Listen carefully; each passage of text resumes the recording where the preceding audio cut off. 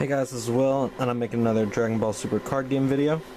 This video I'm going to be talking about strategic parts of my cooler deck, specifically just cards that I think work really well together. I've divided them out into, you got your cooler leader card that combos with the Big Getty Star, you've got cooler squadron, you have the Ginyu Force, or Frieza's army, and then the Frieza Family cards, which I think work really well together. First, I'm going to talk about Cooler. Cooler's main abilities just kind of work well with recycling other Cooler cards. The Big Getty Star is a big part of that. Just kind of dropping cards to put out other Cooler cards. The Cooler Squadron cards are pretty good. They work well with switching each other out. Like this guy, for instance, if this card, it's a blocker card, and if it's KO'd, remove this card and choose a Cooler Squadron card in your drop area and play it. This guy he gets Double Strike and Salza.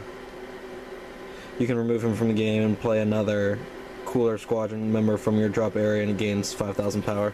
So it's very good with just recycling each other. Of course, you got the Ginyu Force. Ginyu Force has a lot of blockers and searcher cards. Goldo is both. Raccoon is just an easy summon that gains 6,000 power when he attacks, which is a strange number, but it helps. Birder is great because when he attacks, he reactivates himself because he's the fastest, and so he protects himself after he attacks. Jace is another searcher, as well as a blocker. Always good to have. And then, of course, Captain Ginyu boosts the attack of all Ginyu Force members, so it's a very strong combination there. Then the meat of my deck is my Frieza family cards. Avenging Frieza is always a good searcher card. Destructive Occupation Frieza is a great new edition card that came out. It's one where if you combo with this card, you can play it in rest mode instead of discarding it, which is very easy to get out another Frieza. Frieza Hellish Terror is a good card. When you evolve it, you can knock out or switch all the blockers that your opponent has to rest mode, which is helpful to knock those out. Meta Frieza is another good, not very expensive Frieza to use. Let's see, we've got our Golden Terror, or Golden Frieza Resurrected Terror. This was the super rare of the first set. Very strong. When you evolve him, all rest mode battle cards except this card in the drop area, and then choose all active battle cards except for this card and switch them to rest mode. So it's a very strong card. Heartless Frieza is a new addition, which I think is really good. It works well with King Cold.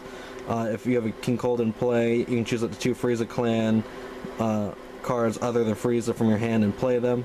Their skills are negated, which is really strong because I do have some Cooler. So that would include Cooler. There's the Infinite Multiplication Cooler, which works really well with the Big Getty Star, as well as the Cooler Meta Cooler card. You can include as many copies as you want of this in the deck. I only have 2. I would like 20 if I could get them. 20 would be really good, because you could just recycle those all day long. Then I've got Meta Cooler Awakening Core, which I would use that Frieza's effect for as well, because that's a good card to use. Then you have your Overpowering King Cold. That reduces the energy cost of all Frieza Clan members with a cost of 5 or more by 2, so that makes it a lot easier to start getting some of these out. And this is Chilled. It's another Frieza Clan member. That's the only reason I really have him in this deck. His ability really only works if you use the Chilled card, but he's got a good attack, and he works well with my Frieza Clan members, so that's the only reason I've really included him. But that's it.